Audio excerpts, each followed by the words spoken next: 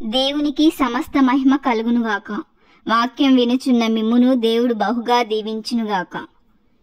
ఇదిగో నేనొక నూతన క్రియ చేయుచున్నాను, ఇప్పుడే అది మొలుచును, మీరు దానిని ఆలోచింపరా? నేను అరణ్యంలో త్రోవ కలగ చేయుచున్నాను, ఎడారిలో నదులు పారజేయుచున్నాను. యెషయా గ్రంథం 43:19. ప్రియమైన దేవుని బిడ్డలారా, దేవుని మాట సెలవిస్తుంది, ఇదిగో నేనొక నూతన క్రియ చేయుచున్నాను అని.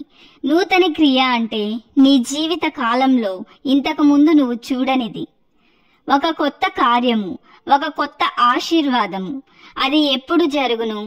ఆ నూతన కార్యము, ఆ నూతన క్రియ ఇప్పుడే అది మొలుచును, అది ఇప్పుడే ప్రారంభమవుతుంది. ఆ నూతనమైన ఆశీర్వాదము ఇప్పుడే ప్రారంభమవుతుంది. నీవు ఓపికతో కనిపెట్టిన రోజులు, నెలలు, సంవత్సరాలు దేవుడు చూశాడు.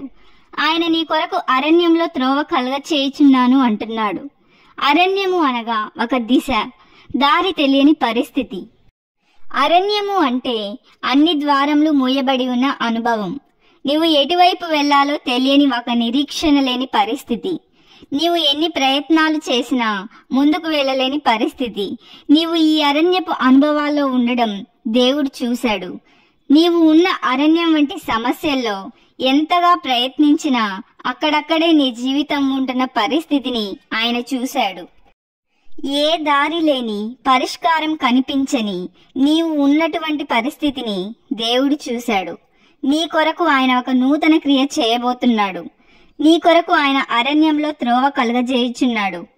త్రోవ లేదు, ఆయన నీ కొరకు కలగజేయుచున్నాడు. ఆయన ఎడారిలో నదులు పారచేయువాడు, ఒక నీటి చుక్క కూడా దొరకని ఎడారి ప్రాంతంలో. ఎడారిలో ఎండ, శ్రమ ఉంటుంది. ఎన్ఎల్టీ అనే ఇంగ్లీష్ బైబుల్లో డ్రై వేస్ట్ ల్యాండ్ అని ఉంటుంది, అంటే పొడి బంజారు భూమి. ఎంత మాత్రము నీటి తేమ లేని పొడి బంజారు భూమి, పంట పండుటకు అనుకూలం లేని భూమి. అలాంటి భూమి దగ్గర ఆయన నదులను పారజేస్తాను అంటున్నాడు. విలువలేని భూమి సస్యశ్యామల భూమిగా చేయగల దేవుడు నీ జీవితం కూడా విలువలేనిదిగా ఉందని బాధపడుతున్నావా? ఆయన నీ జీవితాన్ని విలువైన జీవితంగా మార్చగల సమర్థుడు. యెషయా గ్రంథం 43:18 చూసినట్లయితే, మునుపటి వాటిని జ్ఞాపకం చేసుకునకుడి, పూర్వకాలపు సంగతులను తలంచుకొనకుడి, పాత సంగతులను గుర్తు చేసుకుని బాధపడకండి. మీకు కలిగిన బాధలను, మిమ్మల్ని శ్రమ పెట్టిన వారిని మర్చిపోండి. ఈ నూతన సంవత్సరంలో దేవుడు చేయబోయే నూతన కార్యం మీద మనసు పెట్టండి. మీ బాధలన్నిటినీ మర్చిపోయే విధంగా దేవుడు ఒక అద్భుతాన్ని చేయగలడు. దేవుడు మన జీవితాల్లో ఈ నూతన సంవత్సరంలో నూతన కార్యాలు చేయునుగాక. ఆమేన్. ప్రార్థన. ప్రియమైన పరలోకపు తండ్రి, మీకు మహిమ. మా జీవితాల్లో నూతన క్రియ చేయుచున్నందుకు మీకు స్తుతులు తండ్రి. ఈ ప్రార్థన నీ ప్రియ కుమారుడైన యేసుక్రీస్తు నామంలో అడిగి వేడుకొనుచున్నాం పరమ తండ్రి. ఆమేన్.